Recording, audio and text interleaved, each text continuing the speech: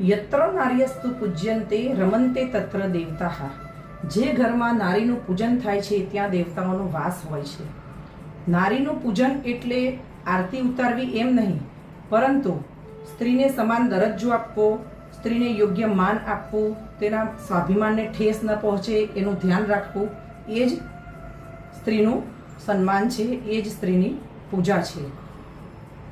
દરેક ઘરમાં કોઈ પણ નિર્ણયો લેવાતા હોય ત્યારે પુરુષ એમ સમજતો હોય છે કે સ્ત્રીને જાણ ન કરવી, પરંતુ સ્ત્રીને દરેક વાતથી વાકેફ કરવી એ ખૂબ જરૂરી છે અને સ્ત્રીને પણ દરેક વાતમાં સમાન દરજ્જો આપવો એ પણ ખૂબ જરૂરી છે.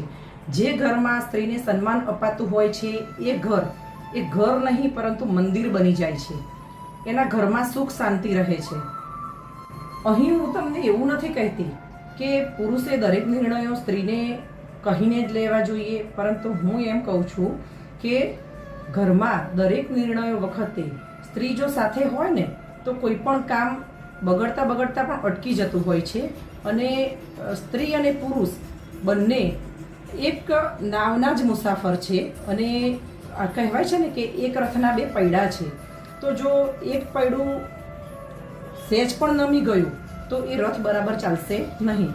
તો એવી જ રીતે જીવનના જે દરેક નિર્ણયો છે એ વખતે સ્ત્રી અને પુરુષ સમૂળી સાથે રહીને બધા જ નિર્ણયો લેશે તો એ ઘર કરતાં મંદિર વિશેષ બની જશે અને એ ઘરમાં દેવોનો ચોક્કસ વાસ થશે.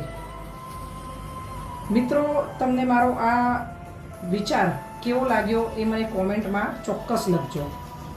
જય શ્રી કૃષ્ણ.